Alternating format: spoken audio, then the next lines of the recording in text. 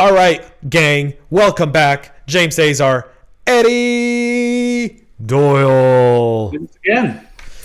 Goodness. A week later, and we're recording Social Dilemma Part 2. It's 2 days after Election Day, and man, oh man, does that not ring true to our conversation?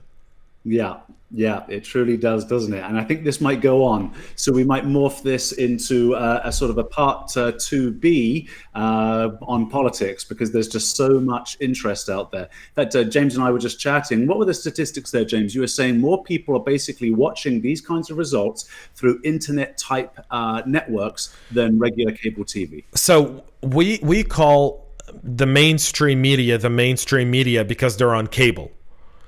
Right. And then you've got what they call the alternate media sources, like the Young Turks, the Daily Wire, Blaze TV, Breitbart News, right? They're not on cable, right? Like none of those channels are on cable. Big podcasts too that stream right. on the platform. Like Prager University, what's his name? Man, why am I forgetting him? Tom, whatever. Foundation USA. I don't know that one, but something Kirk. Charlie Kirk. We can also call them streaming. So these are all the streaming services, right? Right. These are all the internet-based kind of new media. The new media, the one that's on YouTube, that have their own mobile apps, that are, they gain engagement through Facebook and Twitter. I mean, I watched the night coverage. I had on the Daily Wire on one screen. I had the Young Turks on the other, and people say, why would you watch the Young Turks? And my answer is, if you want to see a meltdown, there's nothing better than watching the Young Turks meltdown, because the Young Turks is the AOC Bernie Sanders brand of media. Yeah, right. Right. Now, this is really super interesting, because it's sort of the flip side of the dilemma part of the social dilemma, and in a few moments, we'll get back into that documentary. But in actual fact, what James is describing here is a larger smorgasbord of data that you can pick into based on your likes and preferences, right? We'll be talking about that soon enough. But it gives you options to get out of one narrative, is where I was going with that. So it's not about narrative, right? I think people, when we look at social media networks and we look at Social Dilemma and we look at the mainstream media, here's one thing I want to point out. People are not dumb anymore, right? We have data that they've given us at our fingertips. We're also not stupid anymore. People are very observant. So when I watch the Young Turks, I know the Young Turks are progressive. They're not trying to play partial. They're not trying to say we're respected partial journalists. We're progressives. We believe in progressive causes. We're leftists. We believe in socialism and communism. And so when I'm watching them, I know exactly what they're talking about and what they're catering to. When I watch the Daily Wire, I'm watching a more, depending on who you listen to, right? So Ben Shapiro to me is a very libertarian. He has no problems criticizing the president when he needs to.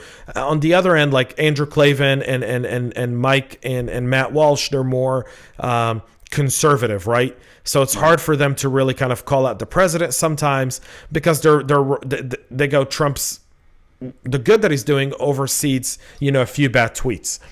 Yeah, and this is where, so when I grew up, there was BBC. That was it. There were 3 stations on television, and BBC was your only source of news, and everybody had to sit down at 6 p.m. to watch a half-hour segment of news, and that was that. Now, I would consider that being spoon-fed today. Back in those days, actually, you didn't question it. It was just, this is the news. Oh, the news is the news. Well, because they were reporting the news. They weren't telling you the news, right? There was no narrative behind the story, right? That's the one thing. That's when you look at the Social Dilemma and you look at mainstream media today, you have to look at it in the same way you look at what do you declare you are. So if I say I'm impartial, right, but then I refuse to give credit to something good. So on the practitioner brief on Monday this week, I did a full Trump versus Biden breakdown on their cybersecurity policy for the practitioner brief. And I said, if you're going to go vote tomorrow and you care about cyber, here's a breakdown of where each candidate has, based on their website, what positions they stand for, and based on their track record in office. So with Vice President Biden, I had 47 years worth of data. With President Trump, I had 3.5 years of data, right? So I tried, my Biden segment was about 3 minutes longer, right? Simply because cyber really took front and center during the Obama Biden administration. And then Trump came in and kind of reversed it. But I told people, I was like, listen, I'm going to do this impartial. And I kept it impartial. I complimented things that, President Obama and Vice President Biden did during their time in office. I've also criticized stuff that they've done. I also criticized President Trump and some of his policies. The lack of getting laws through, from a privacy perspective, from a data breach notification perspective. Those were things that I feel like him and particularly the Republican Congress and Senate should have been able to get done that they didn't do, right? Right. So there are aspects to this stuff where you got to be when you're impartial. You got to. Had I bashed Obama and Biden and said Trump's the greatest, he's gonna go to Cyberforce, woohoo, and then I call myself partial, people would mock me for that. Well, no, and no one should call themselves partial anyway, because I think most people endeavor to behave in an impartial manner. But, and this gets us into bias, and this will take us into the documentary, but bias is natural and normal. We're still sort of, tribal type people. Now, if we can articulate what that bias is so that people know and then attempt to be impartial, well, then maybe this is how we engage and deliver news to people. But the trouble with Social Dilemma is the more news I like, and this is what I was wondering about myself. And, are we living in echo chambers? Because why would you know if you're being deceived? You just don't know, right? So all the time that we like these things, we keep getting more of the same news brought back to us. Now, you just mentioned with the Young Turks, you purposefully go out and look for that kind of stuff, knowing that your thumbs upping might have also built that kind of echo chamber around you, right? I do the same thing on Twitter, follow people I don't like. It's actually quite hard to do. It's hard to read an opponent's argument. Sometimes. Well, especially if it doesn't make sense, right? I don't mind dialogue. I think the problem that we have with the Social Dilemma, right? And for those that missed, I think Tristan, who's the initial whistleblower that brought to the Social Dilemma, I think that's his name, was on the Joe Rogan Experience. And he was, and Joe does a great job of kind of leading the conversation, and they went into a few different rabbit holes, but they did talk about the election, right? And they did talk about kind of the indoctrination. And let's take YouTube, for example. Everyone who's watching this right now is watching it on YouTube. And on the side of your screen, there's recommended videos. Right. Right? So that engine of recommending you videos, it's been really fascinating for me because in the last 3 days, the videos that YouTube is putting on my home screen is different from any other time period. So typically I'll see Tim Pool, Dave Rubin, Scott Adams, the Daily Wire crew, Joe Rogan, the Young Turks, NPR, right? Right. And now all I'm seeing is CBS, ABC, Fox, CNN, no Tim Pool. Like, I have to search him to find him. A little bit of Joe Rogan, but all the Joe Rogan MMA episodes that I never really listened to.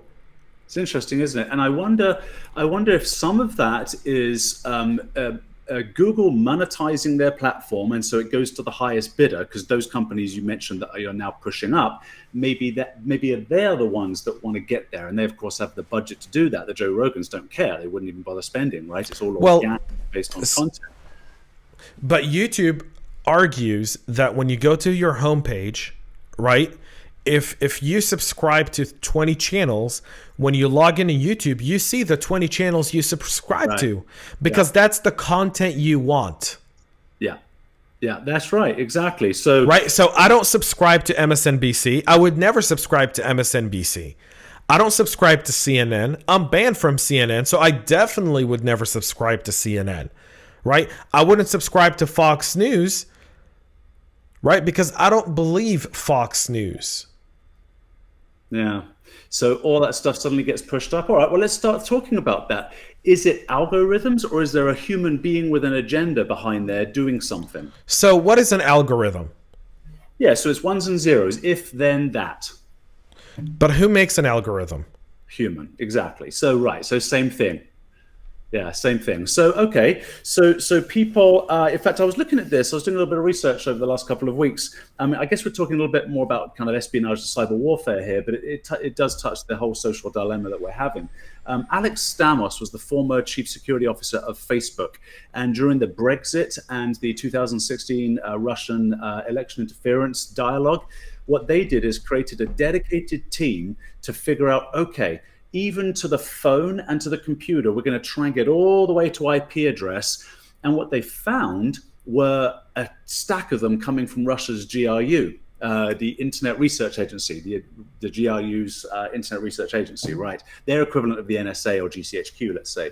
So what a concerted effort, number one, right, that Stamos had to put behind this. But also, well, it really tells you, where are the strings being pulled from? Because if the Internet Research Agency, and I don't doubt they do, as well as Cambridge Analytica when they were looking at Brexit, and other companies, can manipulate the engines of Twitter and Facebook and Google, and then you also have people working at their offices, typically in California, so typically of one ilk, right, politically, and might want to get involved, and certainly want to get involved, but have the power to do so.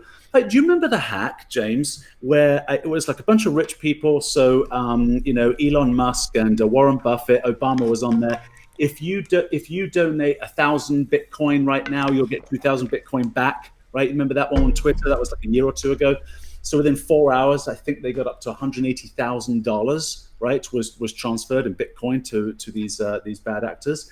Now, that hack, it turns out, was started through a voicemail phishing campaign, a voice phishing campaign to Twitter staff members. Now, here's an interesting thing. Those staff members had the credentials for a former president's Twitter account. Really? So what did that tell you? So one, there's no hiding the fact that Twitter, who has since Election Day been censoring almost every tweet that the president of the United States is putting out there. Right. Who made Twitter the juror on free speech is fascinating to me. Mm-hmm. Right. Right. We're seeing them. And the thing about this is where the social dilemma comes into play. And this is where the power of these social networks, and I think this election cycle is going to bring on a reckoning.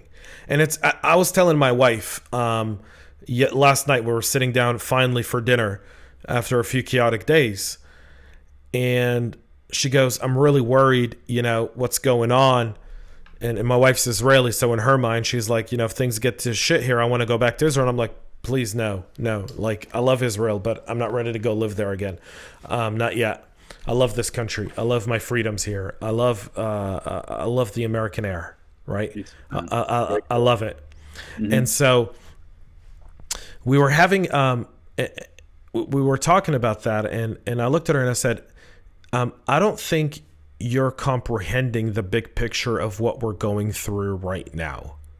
All right, go on. And the awakening of humans today to what's going on. So what I mean by that is, when we go back and look at the establishment of media, the people who reported the news never wanted to be the news or never wanted to make the news. They just wanted to inform you of what is happening. And half an hour was enough. You know why half an hour was enough? Because no matter what was happening, you can get a message through in an elevator pitch, right? We now translate the old media way of doing things into business. If you can't tell me your idea in an elevator pitch, what's an elevator pitch? An elevator ride. You get 10 to 2 minutes. Yeah. Can you tell me if you can't tell me what you do then, so if the media can't tell you the story in 30 seconds or a minute or two, right? And this is where I'm truly encouraged, because the long form programs such as this, you mentioned the Joe Rogan Experience, right, are really, people are just loving that. Well, that's giving me optimism. So here's the deal. And I want to get back to what I was saying is here's where the history comes in. We're watching a transformation in the way humans who have traditionally consumed information get transformed. And we've also transformed the way we present this data. Meaning NBC, CBS, CNN, Fox, ABC, they're old, they're outdated, they're overproduced. They try to play neutral, but they're not. Their biases are readily available for anyone. And anyone who says that they don't have a bias, just simply if they stopped watching CNN and Fox and went back to reading books and then came back and watched it after cleansing themselves. You know, Dave Rubin does this every August, right? He goes away for the entire month of August and then he comes back, right? No social media for a full month. Right. And then he right? And then he sits down with someone and they tell him what happened in the last 30 days. Right? So think if all of us took a 30-day break from all news, from all social media. All social media. And we only reverted to books,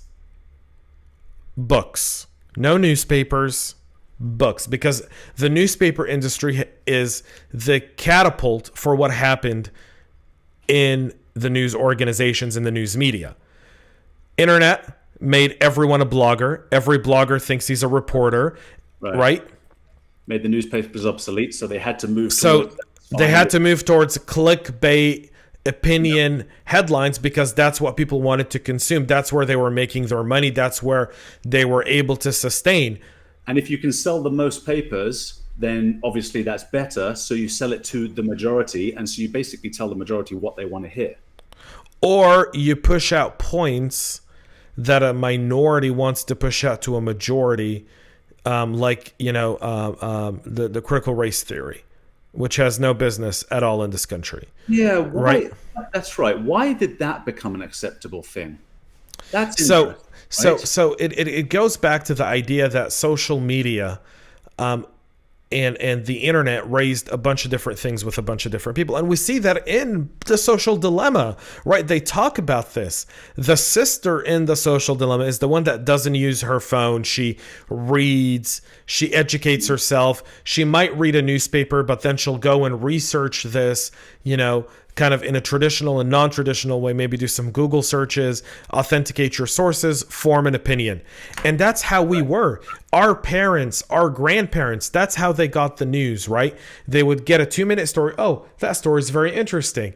They would go and find a newspaper. They would read the newspaper. Then they would grab the encyclopedias at the house. Subject matter, right. Yeah. They'd learn about the subject matter and they would form an opinion. Now, we've still got the capability to do that, actually, and more with the internet. But what's interesting is we seem to have been sucked down a different path. And that different path being that while people have access to do exactly what you just described when they used to get traditional news, today it's all about consuming as many headlines as possible in order to form an opinion, right? So we saw this in the Amy Comey Barrett hearings, where Senator from Hawaii, I forgot her name. I can Google her, but it's a waste of my time and yours. Everyone knows who I'm talking about. Yeah. Right. And then they went into Webster's dictionary, updated the definition of sexual harassment, wasn't it? It was of sexual orientation or something along those lines. Yeah. Right. Yeah. And so English language changed in 24 hours. This English language changed after a senatorial hearing that had nothing to do with this. And I'm going to look this up, so I'm going to pass this over to you real quick. Yeah, no worries at all. No, I remember seeing that. For those of you that didn't see it, as a reminder, there were questions from the Hawaii senator to Judge Barrett. And the question, I'm embarrassed to actually repeat them. The question was, I ask everybody the same question: have you sexually molested somebody? Something along those lines, I'm paraphrasing. And not just one question, sort of 2 or 3. it was just mind-blowing. It was just the oddest question to ask somebody who's so unbelievably well qualified. And this isn't just shouting out arbitrary praise of my fan club. Not actually the case at all. For the criticism that Judge Barrett got on Catholicism, while I don't agree with that criticism, I'm certainly not a Catholic, and I'm not a fan of Catholics either, right, or of religion. Sexual preference is what it was. So Senator Hirono from Hawaii may be the worst senator on the planet. Maybe. There's a few of them. Asked her a question if she sexually assaulted someone, and I'm sorry to interrupt you. No, right, Eddie? But that's our dynamic, folks. Get used to it. We'll interrupt each other. So everybody should be good. And so then she asked her about sexual preference. Oh, yeah. And then they went in and redefined what sexual preference is in Webster's dictionary. Now, listen to this thought, hey? It's my turn to interrupt. Listen to this thought. I wonder if the prevalence of social media and the acceptability, because this seems to be acceptable today, which is, it blows my mind, right? Talking to an upcoming candidate for Supreme Court, the most important seats really in America, right? Law and order, and ask them about their sexual preference. When has that ever been acceptable? That's what's mind-blowing. So she didn't ask her about sexual preference. She asked her about the definition or something along the lines of sexual preference, and Amy Coney Barrett answered, and she was insulted by how Amy Coney Barrett answered her sexual preference question.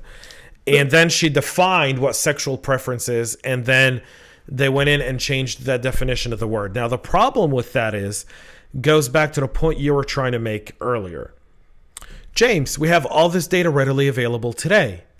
Yeah, but this data isn't being given to you unfiltered. See, the encyclopedia wasn't written with I's or I think or I know. It was written with facts. Right. And we can't even agree on facts today. Yeah. Right? We're seeing it right now. We're in the midst of a presidential election. Right. And no one knows whether up is down or down is up anymore. We can't agree on what a fact is. Legitimate concerns on both sides, legitimate concerns are being filtered, censored, watered down, downplayed. The algorithm doesn't give it the same level of exposure.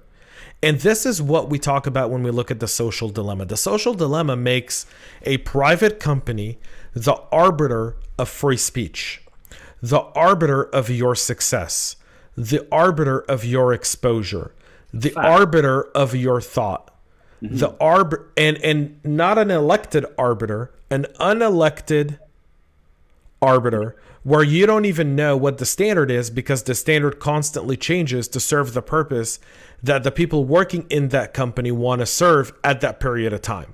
Now, if somebody's listening to this kind of stuff for the first time, this actually would sound conspiratorial. It would. So somebody completely from the outside. So I think what we need to do is we need to break down, because this is what we are. So James and I are a couple of technologists, and what we want to do with this show is break down the technology side of geopolitical affairs. So for people who are perhaps skeptical, let's break down how could a company like Twitter or YouTube, and I think we'll have to use a hypothetical for this, unless we are talking and stuff that we actually really do know that's been published and is public knowledge. But how would somebody do that? All right, let's take a stab at this. So is it too difficult to believe, number one, that an organization that has a large staff that all lean in one political direction, philosophical direction, religious direction, doesn't matter, all lean in a certain direction, would it be too difficult to believe that they would be motivated to do something, right? To help people in their minds see the truth as they see it? I think that's an easy yes. So next we need to understand, okay, fine. And that's a little small print for me, James, so I don't know. You'll have to jump in if you're queuing me up for something there. I'm not. Then we need to understand, okay, how would those people have control over the technology so that an entire mass audience, right, is manipulated? Well, we can see that it has happened, right? Brexit was an interesting example. But let me pause right there. What are your thoughts, James, especially on how people might technically be able to do that? How easy could it be? It sounds easy from what you and I are chatting about. So when we look at changing the way people think or influencing the way you think, people for ages, for all of history, have always wanted to conform to whatever the popular hot thing of the time, era, day is. It's a DNA survival mechanism. Absolutely. Correct. Right? And so we now are seeing this in the aspect of it's polarizing our entire livelihood. So what the social media companies have done is what they've done is they've taken good technology that's really brought world change. Let us not be critical. If this is the first episode you're listening to and you haven't listened to a previous episode, you should, because part one of this, we really do talk about the stuff that social media has brought in, including the Arab Spring, the Green Revolution, the information to the people's hands. Like there's a lot of really positive things that the social media and platforms and networks have done to advance humanity and so forth. But what's happening is I asked you a question early on. Who builds the algorithms? Right. People. So let's start with that. People. Where is all the talent based out of? California. What part of California? San Francisco, baby. The something of love in the 60s. Silicon Valley. Yeah. So here's the problem. Here and in there lies the problem. Here and in there lies the challenge. That people who live in a bubble of multi-millionaires and billionaires who are that feel like they're saving humanity, that look at all of us as poor peasants. If it wasn't for me, you'd still be an uninformed fool. If it wasn't for my invention, if it wasn't for my line of code, if it wasn't for what I did, you wouldn't know any better. You'd still be reading books, you fool. You wouldn't be watching Netflix, right? Yeah. You would still be writing letters. You wouldn't be on Facebook updating your status. And so... Yeah, I want to interject with a little thing, just because it'll prove your point, but it will also demonstrate that sometimes people can't help but do that, because these billionaires, they are brilliant people. So I sometimes wonder why I see Bill Gates talking a lot about coronavirus. He's not a doctor. And I'm a Bill Gates fan, more so than I was Steve Jobs, for example. So I really am. I'm a Bill Gates fan, not necessarily his politics, certainly. But why does he talk about that? Because he can. He's that smart. So the problem to ratify... Or he's given the platform. Or we think that because the guy invented Windows, well, if he's done that, he might be smart with something else. See, here's the deal. So they try to save the world. Right. Here's the deal. Bill Gates, you've made a ton of money. Good for you. You've invented Windows and Microsoft. Unbelievable what Microsoft has done to advance the human cause in the digital era. Right. Unfathomable. I'm a big Microsoft fan. Like I am a big Apple fan. What's the difference between Apple and Microsoft? You don't see Tim Cook coming and talking about COVID-19 and he's going to find the vaccine and the cure. Yeah, right. Right? Bill Gates has stepped away from Microsoft. He's trying to find relevance. Once you're in the limelight, once you're called a genius, you miss it every once in a while. You can't always, disappear and go into the woods and live your life quietly. You still want that spotlight, that limelight, and people will listen to you because you're Bill Gates. You've got that name brand recognition. My point is, you've got a brain like a Ferrari, so it has to keep engaging in all these things so that you want to continue with that. Right. Right. But you're not a speaking authority on the subject matter. If I want to go to space, I'm not going to go to Bill Gates. I'm probably going to go to Elon Musk. I'll probably go to Sir Richard Branson, right? Those are two guys who are in space because they have money in the game. Yeah. If I want to build a user experience, I'm probably going to go talk to Apple's first user experience team. Right. Yeah. So, what are we going to do then? Because what we're basically saying in a mildly rude fashion, I suppose, is stay in your swim lane. Okay, fine. But they're not, and they have influence. So back to your point that you were making on the people in California or Silicon Valley surrounded by billionaires, people who have a Ferrari mind that just go, go, go, so they think they can save the world. They also have a tool that never before in human history. I mean, you think back to 1440, Johann Gutenberg inventing the printing press. He still had to print a bunch of shit. It took ages and mail it. Now it's just instantaneous. Like never before in history have we seen this. And so what can we do with this tool, says the person who has ultimate control over it. And I don't think they even realize that they've given their people control over it. That's my point about... I agree. Yeah. I actually agree with what you say. I think my point was, if all the power's in one place, right? We talk about drain the swamp, which is what President Trump says a lot of times. We talk about eliminating corruption. But the way you create diversity, the way you show fairness is when you're outside of a bubble. If you and I live, in a suburb of Atlanta, you live in a suburb of Jersey, right? Mm-hmm.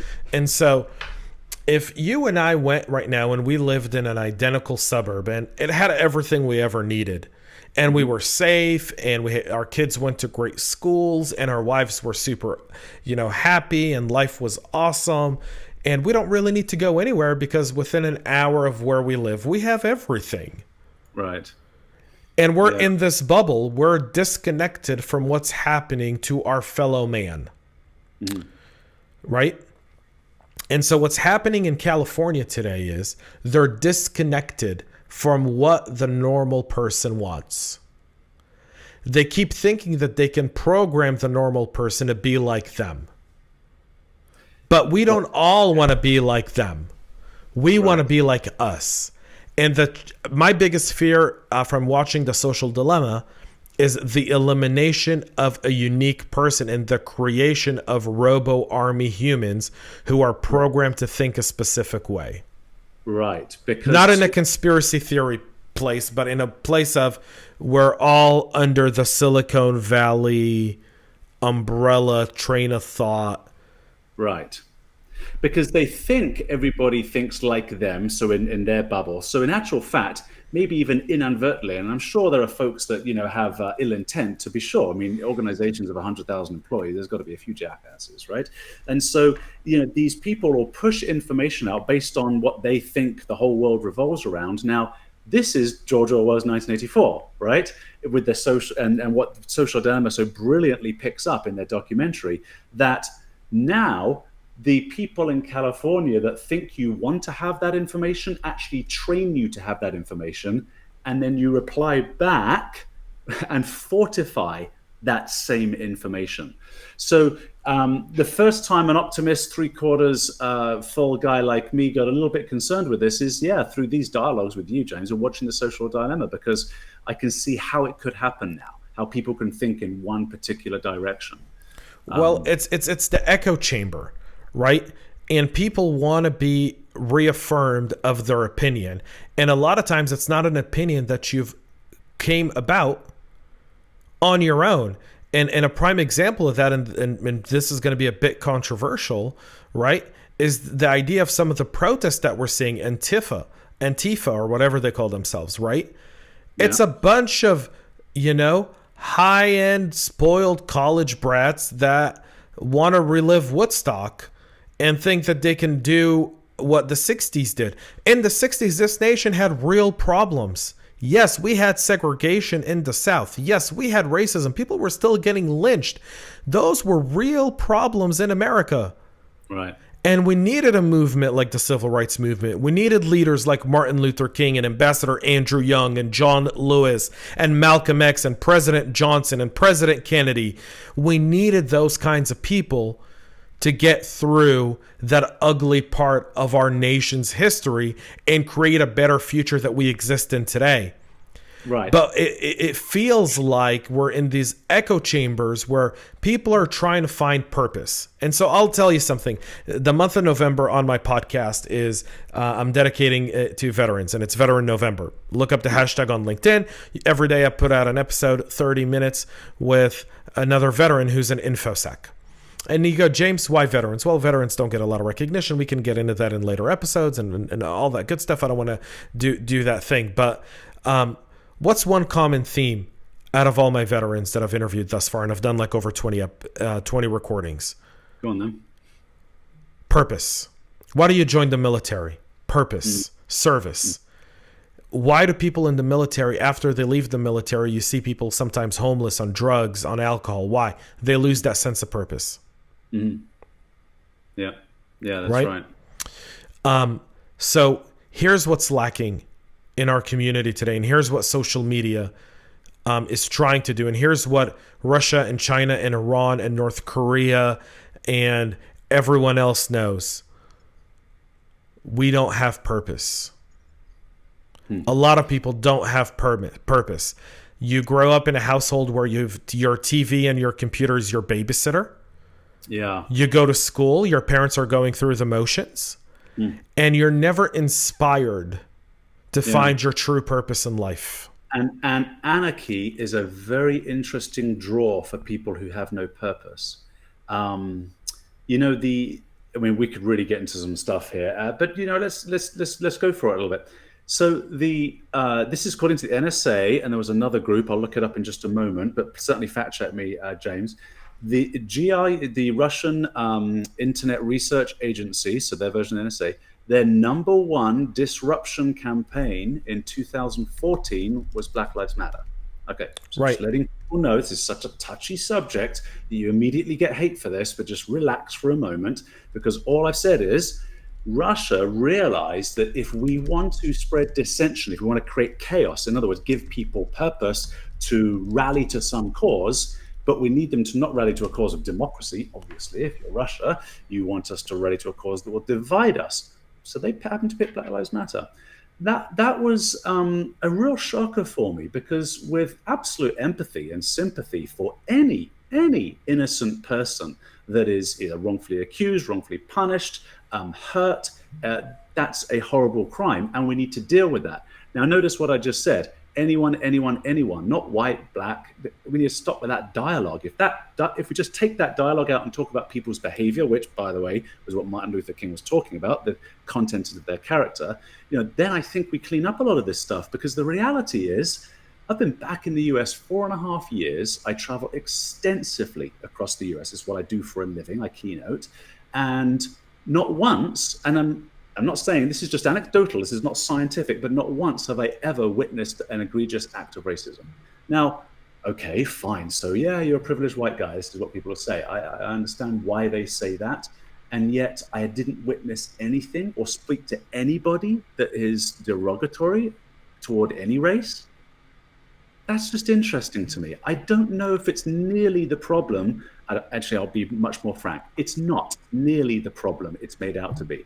But what happens is it gives people purpose. Now, with social media, you all of a sudden think you have a voice. So you can tweet, and maybe you've got 83 people, but what you're actually thinking about is this could be the whole world. So it's an amazing instant armament of purpose that you give people when they have a smartphone and a message that they can follow. And I'll just challenge a little bit, because you're right about the Antifa rioters, privileged white kids, as you call them. There's a mix of them and just total anarchists that have really got nothing better to do with their lives, that just travel around to these riots.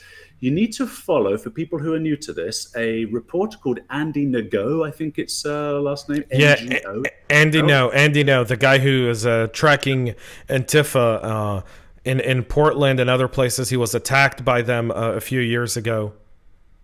Yeah, but he does a great job of showing how they try to rally, that they get funding from sources that are really, frankly, unknown, but how they just travel around in U-Haul trucks with, baseball bats and their umbrellas and pepper spray. So very well organized. It's not nearly what most people think it is. All right, you fact check me. Am I okay with everything I just said? You are absolutely 100%. President Obama in 2014 was warned by Homeland Security. This is according to hotair.com, which is part of townhall.com. Been around for 15 years. They lean a bit right based on what I'm seeing in their style of campaign, their style of writing, and as well as how they cover everything else. It appears like that. Okay. Fair enough, but I've had that on from multiple sources, also in the news. No. It's fact check true. It's fact check true. Yeah. So here's the observation. Now, again, people are really not going to. Some people are really not going to like this. So I went to look at the actual, facts and statistics by the U.S. Census Bureau of Census, or U.S. Census Bureau, I think it's called. In 2019, there were 13 unarmed African American men that were shot by cops. It didn't say whether they were white or black cops. It just said 13. Now, that's really unfortunate. It's 13 too many.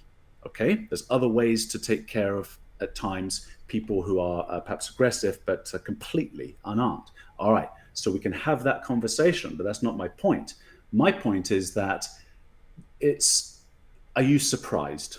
Just be honest with yourself. Are you surprised it's 13? It blew me away. And I'll just leave you with the fact, and you make up your own mind about how social engines can manipulate a crowd into a complete frenzy.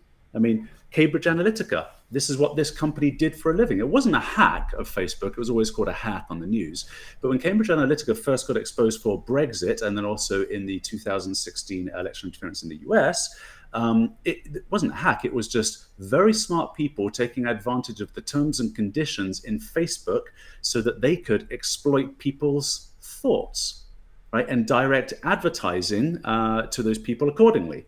So, this is proof that, and the next day being the highest Googled term in England is what is Brexit, the day after they voted. I actually think I mentioned this on the first part one of this show, but it demonstrates to us that it was 87 million Facebook accounts that were manipulated under the Brexit kind of showdown.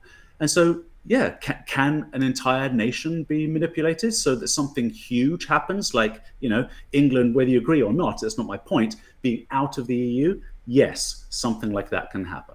And my concern with the social dilemma, especially for children, especially for teenagers who are forming a very important opinion, going into academia and then going into the workforce, joining us there, forming an opinion that should have been battle hardened through adversity, right? This safe spaces thing that you hear is such utter nonsense for people who don't know what safe spaces are. If I'm in a university as a guest lecturer, which I often do, and I say something offensive, they can kick me out or whatever. So universities now are supposed to be safe spaces where people's ears don't get hurt. This is not how we create thought that survives into things like, the Constitution of the United States. That is battle hardened through people attempting to annihilate your thoughts. But this is what we actually want. And I cannot see, certainly there is not an application. I cannot currently see how the social network programs would do anything other than strip away our opportunity of being these dynamic humans who have ideas that will last 100 years. There's a reason we read William Shakespeare. What that guy did has lasted centuries. I'm rambling now. I'm rambling, James. No, you're not. You're speaking truth on the Tech Town Square. And for those listening, and if they have a problem with this, we welcome debate. We want you to debate us. That's why we called the show. If you haven't listened to the first episode and you're tuning in just to this one, we came up with this name at the end of the show, the Tech Town Square. The idea of social media kind of labeling themselves as a town square, but then censoring you. Right. We wanted to create a town square where there's no censorship and we can share our opinions, do not represent our employers or the people who we work with or anything like that. This is James and Eddie. Right.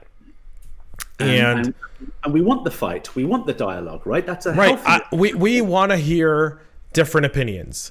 We want to hear what you think. We want to hear what you have to say, and you can comment below this video. You can reach out to either one of us on LinkedIn or Twitter. Gladly we'll have this debate. This isn't a two people kind of talking within an echo chamber. This is more of the idea of thought and what the social dilemma really highlighted.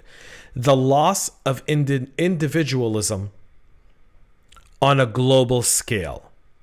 What made William Shakespeare great, what made Picasso great, what made all these people that we look at, great was individualism, the ability to be self-informed, to create oneself and pursue oneself's ambitions.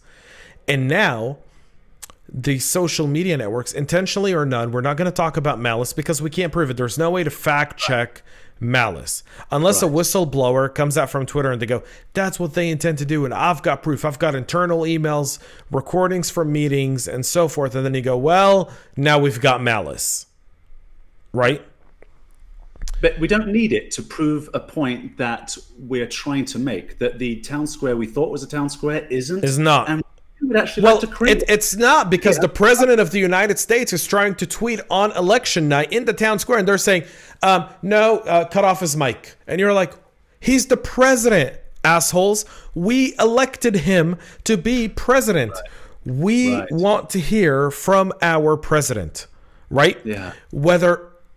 If people can't handle what the president has to say, right? You talk about safe spaces. Safe spaces is ridiculous. In college, thought is developed in college. Individualism is developed in college. Instead, we have colleges today that have become so leftist, with communist professors teaching kids who don't yet have individualism because they haven't been given the opportunity to be individuals because they grew up in an era, right? They haven't been given the opportunity of thought, of trial and error, of playing with an idea, and really taking the idea towards the end. We're in an era of instant gratification. Eddie does it so well, the thumbs up, right? We want the likes, right? You post something, you want to see how many people have seen it, right? The worst thing that these social media companies have ever done is give you the ability to see how many people see your stuff. Yeah, that's right. There's an interesting psychology here that I'm becoming more and more a pessimist about, because, as we continue to not champion our minds in the same way we would do our body, right? So, you exercise, what do? You put resistance, right, to get bigger muscles, to become stronger. You have to give it, resistance hurts. So you could really think of it this way. If it's not hurting, right? If James isn't annihilating an idea that's, let's say, stupid, to be obvious, right? Then, and that would hurt, then I'm clearly not learning, right? And so I need somebody to annihilate my ideas so that I can become a stronger human being. We do it in physical fitness all the time. Now, not doing it, the social dilemma to me is a generation and then multiple generations of people who I think will then be easy to manipulate, because we've had safe spaces. We've protected these kids' minds from anything that might challenge them. So you want to take over a population of easy thinking robots? I mean, I'm sounding so pessimistic now. I'm really going down that road. We'll have to do a feel good story, James. We will. We'll end this on a feel good story. That I promise. All right, fantastic. Well, I almost want that feel good story right away, and Well, let me kind of take you off this kind of train of thought here in a moment. The idea of individualism is beyond the freedom of thought. It's the idea of one discovering oneself and discovering one's true purpose in life. What's very interesting is, how do you find individualism in people? Listen to people who perished as soldiers in a war, and listen to what their families spoke to them about. The firefighters or the police officers on 9/11 that ran into the burning buildings on that damn day. The people who on September 12th went to the recruiting station and enlisted in the military to fight the next war that America was being dragged into because of the events of 9/11. That's a sense of purpose. That's a sense of individualism. That's a sense of I want something, and I want to achieve it. And in today's, in what we see today, social media, the social dilemma highlights the lack of individualism, the lack of finding purpose, because the purpose has now become to be an influencer on social media. Yeah. So influencing based on what exactly? Right. So now what am I influencing? So for women who are of 18 years old or older, all they need to do is look good and pose with a bunch of bikinis. They'll get 10,000 followers that will like every perverted, sexually expletive picture they put up on their webpage for the enjoyment. Yeah. And men can do the same through their own processes, right? So what we're lacking is the content of the human being. Not everyone is missing this. We see a lot of people that have this, but what we've also let happen is we've let politics define us. Yeah. We've let political affiliation define us, and that is a very, very dangerous path. And the social dilemma highlights the fact that we become entrenched in politics, in causes. You talked about Black Lives Matter or Antifa or the Proud Boys or any of that, any of those. You become entrenched in this movement that somehow gives you purpose because you lack the depth and the honesty within yourself to find that purpose. And social media fills that gap. And so if, I'm sorry I'm getting deep here, but I really wanted to go to the heart of the problem. The heart of the problem in social dilemma to me is how we look at social media. So I'll be honest, over the last week and a half, I've barely been on Facebook. I've barely been on Twitter, and I've been on LinkedIn. And on Wednesday morning, yesterday, I thanked LinkedIn profusely for not allowing a lot of political ads. I thanked LinkedIn profusely for really minimizing political posts, if there were any on LinkedIn, on my feed. They get removed, actually. Yeah, that's LinkedIn's policy. Yeah. I was enjoying LinkedIn. I was interacting with people. We were discussing ideas around cybersecurity, technology, complimenting and congratulating people who've landed new roles, encouraging people who went for a job interview and it didn't go well for them. And I think LinkedIn as a business network, and I feel very awkward to say this because I've been a pessimist towards LinkedIn for a very long time. But you know who's the winner of all this? LinkedIn. Why is that?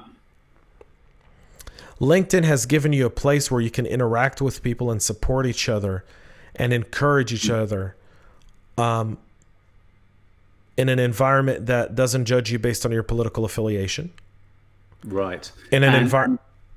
Oh, and I was going to say, and judges you in the right way, because we get all sort of hung up about being judgmental. We all judge, and what LinkedIn does, and the competition is your achievements, your endorsements, the people you're networking with, so and volunteering. It's all volunteering. I mean, we put material up there all the time. It's free because we want to share all of this knowledge, and of course, there's business that comes back to us from that. But that's how beautiful that platform can be. Yes, and LinkedIn's feed, by the way, and I've noticed this, and LinkedIn wasn't part of the social dilemma, just so people know. Yeah, it wasn't, was it? It was the only network that was not part of the social dilemma. So I found that my LinkedIn feed is very interesting. If I tag or reply with someone, if I reply to someone's comment, if I tag them in a post or they tag me in a post, we tend to see each other's content more frequently. And then as that fades, if I don't interact with their posts several times, then LinkedIn will show me other posts and so forth and so forth and so forth and so forth. And so I find myself very,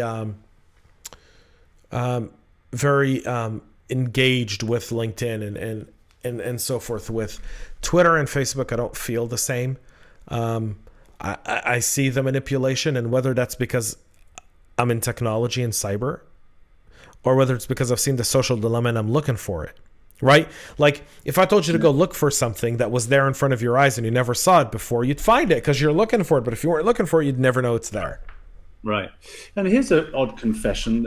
I signed up for Facebook was it this year or just earlier this year? It's Groundhog Day every day with this blasted coronavirus. Anyway, I recently signed up for Facebook. And the only reason I did is because a friend was having a birthday party and I had to respond through Facebook. So I signed up. I remember 5 friends, I don't know, whatever. It's never appealed for some reason. I don't know why. And I don't think there's any ability in this. I in fact think I probably missed out on a really cool gadget. But I certainly hadn't gotten sucked in. Now, LinkedIn, I'm sucked in pretty heavily. I like that. Yeah, I don't know, a weird observation. Put it this way. I don't think my life is that much worse off than all the other billion people that are on Facebook. Is the only point I'm trying to make there, right? We can live social network. I want to point something out that was pointed out in the social dilemma, and we're hitting the hour mark here shortly, so we'll try to wrap up here, folks, in just a few. But I will say this. Facebook for us in America is a social network. Facebook for people in India, the Philippines, Pakistan, Afghanistan, Iraq, Tunisia, parts of Africa, parts of Asia, is the internet. And a survival tool for a lot of those people. It is the internet. When they buy a phone, when they get an electronic device, the first thing they install on there is Facebook. Yeah, I know. I've heard this. Yeah. Right? And so we have to come to terms. And I think Facebook isn't as bad as, let's say, Twitter.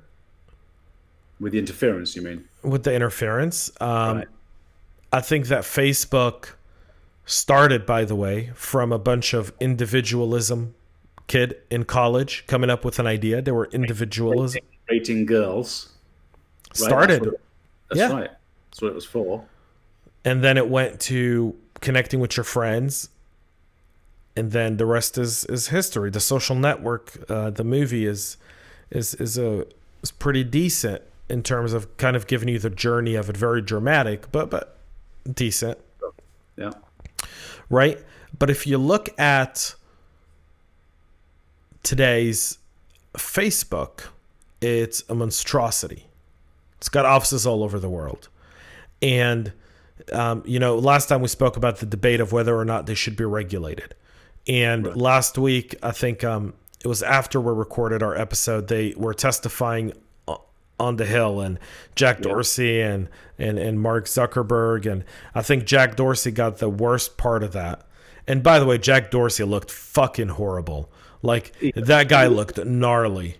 He also got the worst of it, but he also said to the hearing that they had unlocked the New York Post's account and people could now post. A whole whackload of people I follow on Twitter went straight there to have a look, and they couldn't do it. Now, whether that means he lied to the Senate or he was mistaken, either way, that's a problem. The CEO can not be mistaken. So yeah, I think there's rightfully a little heat on him right now. Yeah, I will say that I want the government to define Section 230 better. I don't want the government to regulate social media. What scares me about the government regulating social media is that any political party could sway that regulation at any given point in time with a simple majority. Yeah, no, you introduced that to me last week, or the last time we shot this, and yeah, I thought a lot about that. You're right, regulation is not the way to go. So explain you did that on the first one, so go listen to. So if you go listen to that, I think we need to redefine Section 230. I think we should strip them of any legal protections that they have, meaning if they silence you, you have the right to sue them for infringing on your freedom of speech. Right. Yeah. And right there. And mark him as a utility. Right? And I've been debating with the idea, but as a private company, I can refuse service to anyone. Right. So this is what you mean by mark them as utility. Okay. In order for the freedom of speech to be available on the platform, they've got to be marked as a public utility. Okay. So this is where we're in a conundrum, and I'll explain. Marking them as a utility essentially guarantees that there forever will be the monopoly, because the cost of doing business or the cost of someone starting something to compete with them would be so high. Yeah. Right? Because there's a regulatory cost, there's a reporting cost, there is a structure to what they do. And to me, that eliminates, that essentially ensures our challenge with energy.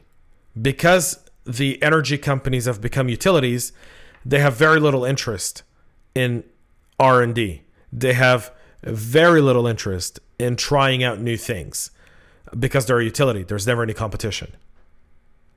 Right. Right? I have a friend of mine here in Georgia who wanted to install a solar roof on his house. And he got sued by the electric company for doing that. Is that right? They wouldn't let him do it. He went to the city council and they told him, you can't do it. In our city, it's illegal for you to put a solar roof on your home.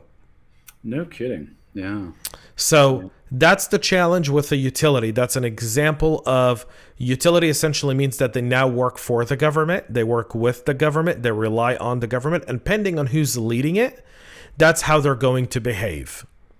This is a brilliant thought. I think we can almost do an entire episode on this. I absolutely love it. I want to go research this stuff and really understand that, because, you know, as a sort of a bit of a closet libertarian, I look at the Zuckerbergs and the other CEOs and think, good for you, man. You did it. I didn't. Right. So keep your billions. That's great. I mean, I just have no qualms with how much Jeff Bezos is worth. It's none of my business. I couldn't care. I salute you for doing it. Moving down the utility route would disrupt my thought pattern on that. So I would love to get into the details of it on a subsequent show, because, you know, it's like, okay, how can we then allow them, like a utility, an electrical utility, you know, they'll make the outrageous profits they still make. In actual fact, if I'm thinking it through already, I don't think the utility would prevent them from doing that. Right? So a utility could limit, technically, you know, like the electric companies can only charge so much. They're given a predetermined margin. I don't see that happening if these guys become utility, right? I don't see their profit margin being hinged because they're not charging the public. They're charging the advertisers. Exactly. That all still happens. Right. Right. They can still keep their billions. This isn't about the money they make. And I know a lot of people say, well, they make all this money. I don't care, right? I'm like you. I don't care. Good for him. Yeah. Well done. Yeah, right timing, right product, good, you know, just all the things that you needed to fall into place for you to be successful fell into place.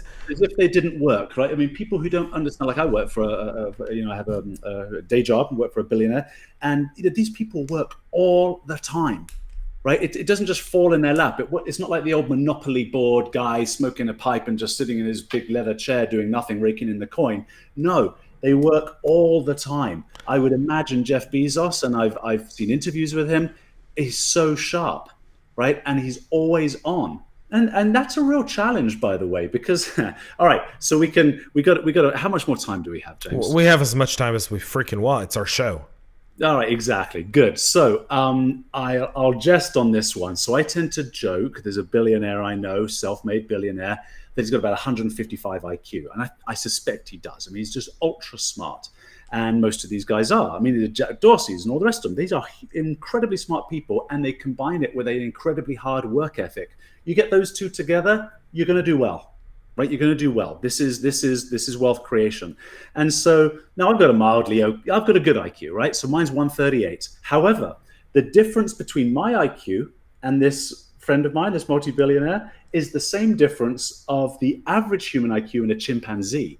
chimpanzees have IQs in the 80s and 90 region.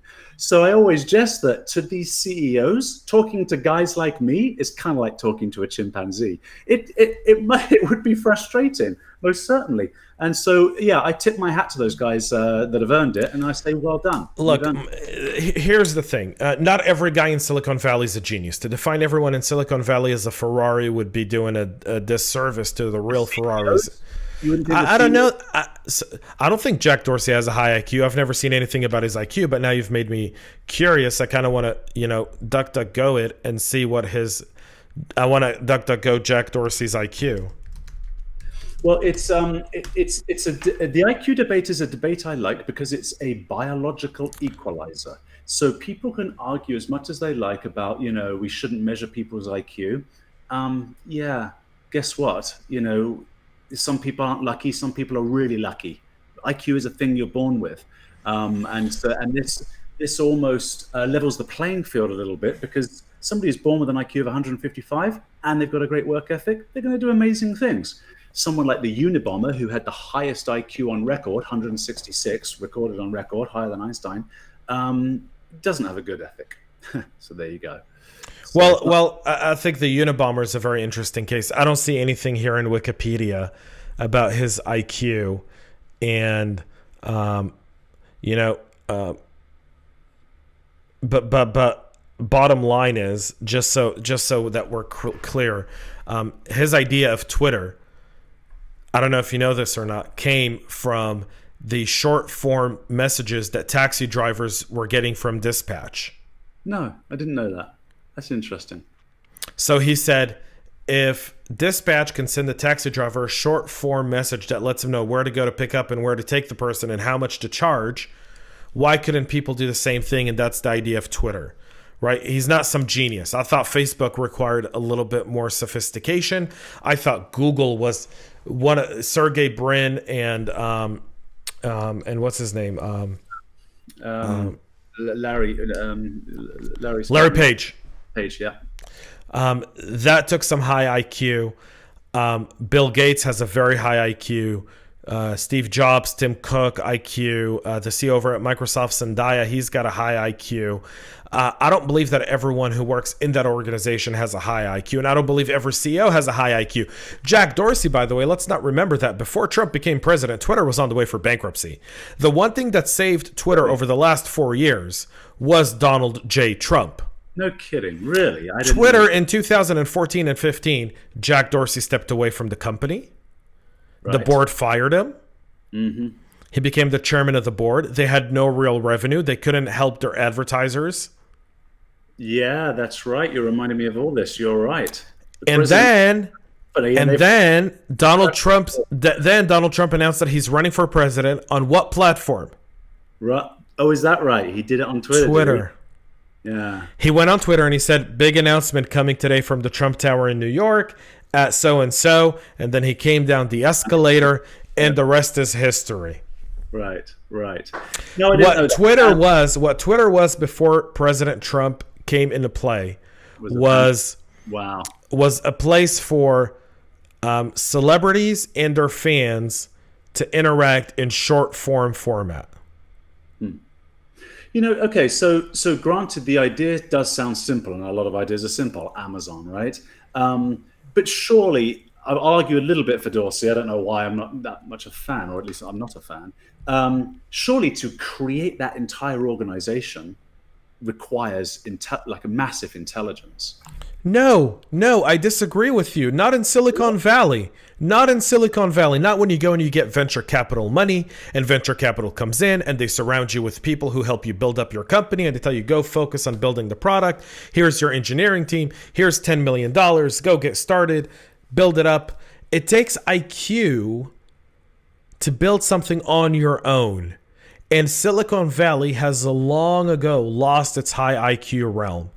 Every moron with an idea today can go to Silicon Valley and get $2 million from venture capital to blow on something dumb. And I think we don't hear from most of those companies. But right. I think Dorsey might be the exception to the rule, but Bill Gates got money, right? These other people. But I want to go full circle here. I want to go full circle, and I want to cut you off, and I want to go for full circle, because what I meant to say, and where all this idea around Silicon Valley started, was the idea that all the thought, all the social media is all sitting in these 4-city radius, a 50-mile, excuse me, a 50-mile radius, right, in California, Northern California, my hometown. I was born in the Bay Area. Okay. And it's not been diversified outside of there. Yeah, that's an issue. Right? Well, if it was diversified out of there, so think if Twitter started in Silicon Valley, and then they didn't bring anyone to Silicon Valley. They went and they opened an office in Kansas City, Missouri, Dallas, Texas, Tampa, Florida, Alpharetta, Georgia. You would have diversity. Well, developers would come with different convictions, different backgrounds. That's what I mean. They would feel more empowered, and the algorithms then might be different. The impact then might be different. And that's the one thing that as we kind of look at today and we look at what these companies are doing, we're starting to see that step away from it now. COVID has helped that. Now the employees are working from home. A lot of those people who moved to the Bay Area and live and pay $4,000 for a shared apartment with can now go in Boise, Idaho. Right. They're going back to Boise, Idaho. They're going back to the small town in Kansas or Missouri that they came from. They're realizing that with their salary and the money they've got, they can buy a beautiful home. They can live in a good community. And all of a sudden, once those people settle, wow. And once the dust settles from this election, we're going to see a transformation.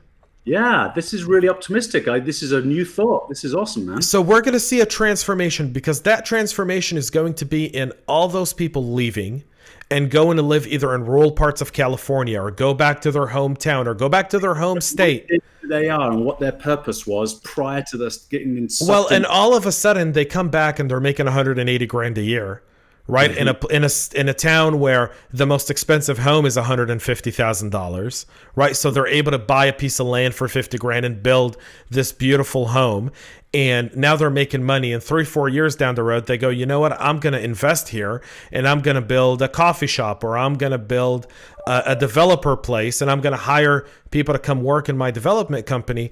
And all of a sudden, you're in your roots, you're in your environment, you're outside of that Silicon Valley thought process, and now you're interacting with the mechanic because you don't have a Tesla dealership there, right? You're driving a Chevy and you're going to the Chevy dealership and you're talking to John, who's a simple man, aka your kind of IQ of chimpanzee to human to chimpanzee to genius to normal human, but he may not be a high IQ person. But now all of a sudden you're no longer this guy in Silicon Valley. You're this guy in our community who came here, who went to an Ivy League school, who went to work for a big company, who came back home 10 years later, who's starting a family here, who's supporting the community, who's buying and spending his money here, right. Who's starting to build businesses. And that's what's going to transform middle America.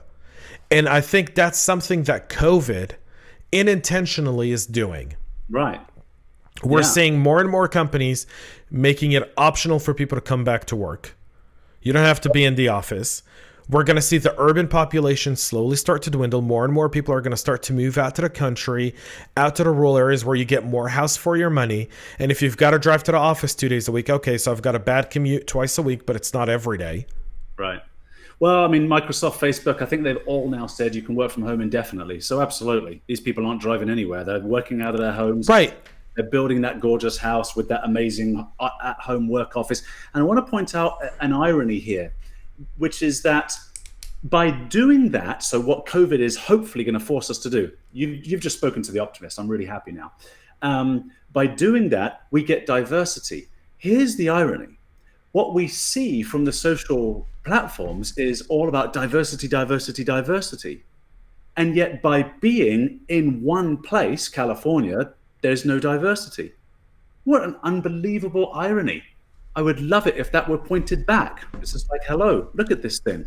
So I'm super encouraged. And those people that go back will find that old purpose they had, which might be rooted in a different philosophy, a different religion, a different whatever, so that we can go back to having conversation that isn't censored in one particular way, because you won't be able to censor all the people, right? So I do something on the weekends here. I try to, at least. Since COVID, it's been far more difficult, although recently here in Georgia, I've been able to do it more. My wife and I typically like to pick a city in Georgia and we'll drive to it on a weekend. Nice. Saturday, Sunday, whatever, we'll drive there on the weekend and we'll go and eat locally, walk around town, kind of, see it. And we'll talk to locals. Right. And it's amazing when we go talk to people. And my wife will say, yeah, I'm from Israel. And you know how Israelis are, Eddie. You work with enough of them. They're huggers. And they're like, oh, you should come to Israel. And they invite everyone over to their house. And they're very welcoming people. They have a lot of hospitality. And now my wife is starting to see that in the smaller communities, right? Where, we live in a big suburb outside of Atlanta. Yes, I know all my neighbors and we say hi to each other and we talk, and every once in a while we may have dinner, but over there, everyone knows everyone and everyone's got everyone's back, right? You know that Eddie's now going on a business trip for 4 days. Everyone's watching Eddie's house. There you go. Right? If Eddie needs a ride to the airport, they're not going to let him take an Uber. Someone's going to be driving down there and someone will pick him up on the way back. And there's or someone from the community who works at the regional airport is going to be there to pick him up. I don't have to worry about my wife and kids because the neighbors are keeping an eye on things, everything's safe. Right. Exactly. We don't live in that in the cities. No, we don't. And we've been sold this idea that urban living is the future. And that's been sold to us by Hollywood. That's been sold to us by people who are investing in those big urban areas. But now we're seeing that switch. And COVID has really manifested that extensively. Look at some of the new, like Aldi, and there's another one that's come through, like a kind of a mini Aldi. I think it's been rebranded. It's called something with a D. And Trader Joe's and all of those. They're not opening up in big cities. They're going to the rural communities that are growing. They're looking at, here's a town of 3,000 people that's going to be 6,000 people over the next 10 years. We're going to go there and be there, right? Right. Here's a town of 10,000 people. They're probably going to be 12, 15,000 people. We're going to go there. And Whole Foods, meanwhile, is still stuck in this big urban areas, right? But their customer base is dwindling, right? Yeah, that's right. And this is the inadvertent fight back, because it wasn't planned. So thank you, coronavirus, I suppose. Where Whole Foods that goes to these other areas is now going to demand that the social networking companies who advertise for them cater to that audience. So we actually get more diversity, right, by following the money. Right? I love that aspect of it. It's something that I truly appreciate, is the changes that we're about to see due to COVID from a positive side. And we're going to see them more and more and more. And remember one thing. I want to remind everyone one thing. 2020 is the year of the census. Meaning all these places are going to be getting redistricted next year. Go on. So every 10 years we do the census. And every 10 years there's redistricting. In 2010, that was President Obama. Right. Right now, it might be Vice President Biden or President Trump, but they don't do it. The Senate and Congress do the redistricting. And in 2010, the Democrats had majority in all three. They had the House, the Senate, and the Congress. Huh. Wow. I didn't think of that. So has COVID hit enough to move those people around by next year? Are those people moved already? I still think, I think a lot of people have sold and moved out to the country. I know a lot of people who, the real estate market is still very, very hot. And so there's a lot of people now who are selling and wanting to move to a different suburb, either upgrade their home or downgrade their home, taking advantage of very, very low interest rates that are existing in the real estate market, right? And some of the equity that they have in their home, they can get max value and move somewhere else. So we're seeing that from an economic point of view. And we're seeing a lot of development now going on in in towns and cities that are an hour and a half from the main city, especially in Georgia. Like my wife and I were looking at homes, and all of a sudden, there were, before COVID, there were maybe 3 new neighborhoods that were being built north of where we are, where it's kind of like where we'd like to be, and a little bit. This is happening now. This was pre-COVID. Oh, pre-COVID. Okay. All right. Post-COVID, there's now 20 different neighborhoods opening up north of us. Brand new. All kinds of different, brand new subdivisions, 10 home subdivisions, 15 home subdivisions, 60 home subdivisions, right? Wow. So we're starting to see that happen, and we're going to see more of it. And I think we're going to start to see more of the smaller town. Now, I'm a kind of guy that I'd go live in the mountains in Colorado, right? Like I'd go live in some small town with 500 people in Colorado. When the Netflix show that sinks to my heart is The Ranch. Oh yeah. Okay. It's with Ashton Kutcher. It's got that 70s show cast a little bit, okay. but it's also it's a very good show it's probably the best show on Netflix in my opinion, because it's not woke. It does talk about conservative values. It talks about rural America. It highlights farmers, right? It talks about, how hard ranching and farming is. And it's got good conservative values. And it's also kind of reminding you of that 70s show. And so I like that show, being that I grew up in Colorado for a little while. My dream was always to buy a ranch. I don't want to be a rancher, but to buy, 10, 15 acres out in the mountains of Colorado, and maybe have some livestock, like my own chickens and whatnot, but, hunt, some does and deer and fiber internet connection though. Everything is possible today in the era of 5G. Exactly. Everything is possible. Yeah, exactly. Right. So that's always been my dream. My wife is totally against that idea, so I think that'll never happen. But I would totally, if she said yes, I'd sell my home tomorrow and I'd move out there to the country somewhere, get 5-6 acres of land and just, build my own podcast, man cave studio outside the house that I'd walk to. James, I'll be your neighbor, man. I'll be in the next 20 acres over. Great, brilliant, and we can just ride golf carts to each other. We don't even gotta, ride cars. That's right. Yeah, folks, I think we'll end the show here at an hour and 21 minutes. What do you think, Eddie?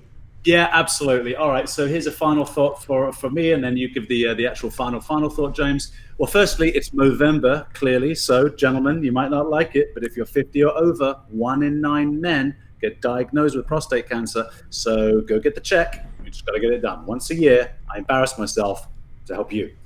And the other thing I would say is, James mentioned purpose, and I think it really whacks the nail right on the head with the social dilemma. Is you have a choice. You can either take your purpose from social networks, or you can be battle hardened, and you have no idea how tough you can be. So we don't want safe spaces, right? You actually have no idea until an event happens just how strong you can be. And I suspect you're a hell of a lot stronger than you think. So once you've battle hardened your purpose, then use social media as the town hall platform and this podcast, my friends, to exercise your purpose. There you go. I'll leave you with that thought. I loved that thought, Eddie. Thank you. You see our names on there. You can look us up on social media and connect with us there. You can comment below on this video. This is going to be a YouTube long form show. We may do an audio version if you guys ask for it, but a lot of people consume these long form shows on YouTube, and so we'll start there and see how it goes, folks. We'll be bringing you in. This has nothing to do with Eddie and mine, and all opinions that we express here are our own and don't represent anyone we work with or work for. That's very important to say here, just so that you guys know. And I want to thank Eddie. Eddie's jumped on this journey with me, and the idea is to really bring you a different thought process to technology. and take you down a road where we look at technology from a geopolitical perspective, from a community perspective, from an individualism perspective, from a privacy perspective, and really deliver something that's not being done out there. Not an interview show, although we may do those in the future if we deem them necessary. But give you the opportunity to share ideas in a town square. We're never going to judge you. I don't care what political party. I don't want to know who you voted for. I could care less. I want to know what you think of technology. I want you to know what you think of human creation and human evolution in the post-COVID era of humanity. Once every 100 years, once a century, we get a plague. We happen to live through one. Our parents didn't. Most of our parents didn't, at least.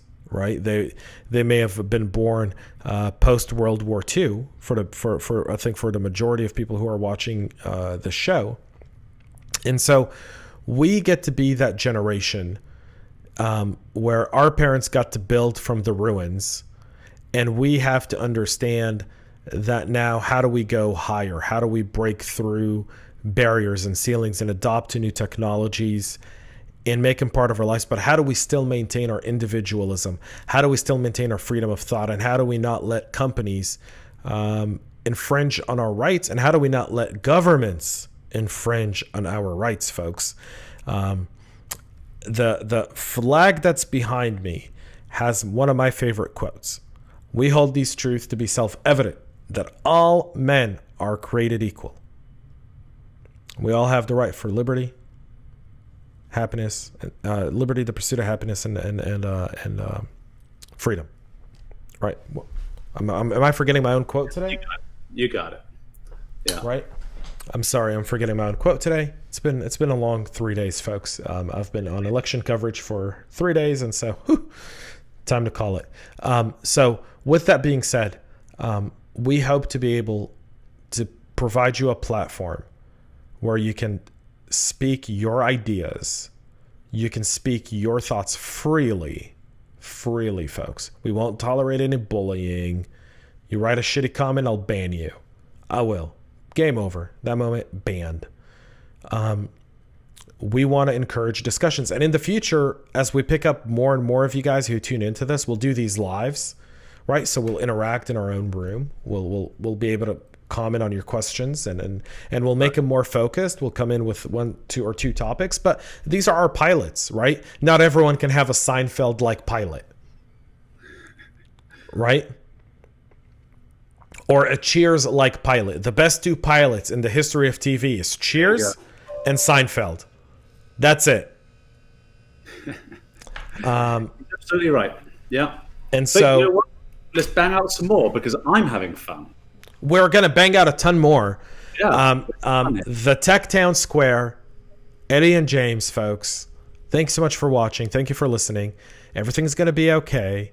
We will have a president. There will be a Senate. There will be a Congress. One side's going to cry foul. Another side's going to celebrate. But just remember one thing. That's your neighbor, your brother, your friend, your coworker, your family, your acquaintance, someone who you care about is going to feel bad when this is all over. And if you rub it in their face, you eliminate the ability to have that town square discussion with them and allow, I don't want to say for a healing because we don't need healing. What we need to do is go back to how we were 10 years ago, where we were able to speak freely to each other and not everything one said offended that other person. Nothing is ever personal. It's purely in the realm of discussion and freedom of thought and speech. That's it for us here. Eddie and James signing off, folks. Happy November. Movember, go get tested. And Veterans Day's in a week from now, so make sure to appreciate the veterans that are in your life. And if you don't know any, go to the Wounded Warrior Project or any other and donate there. That's it for us here, folks. Take care.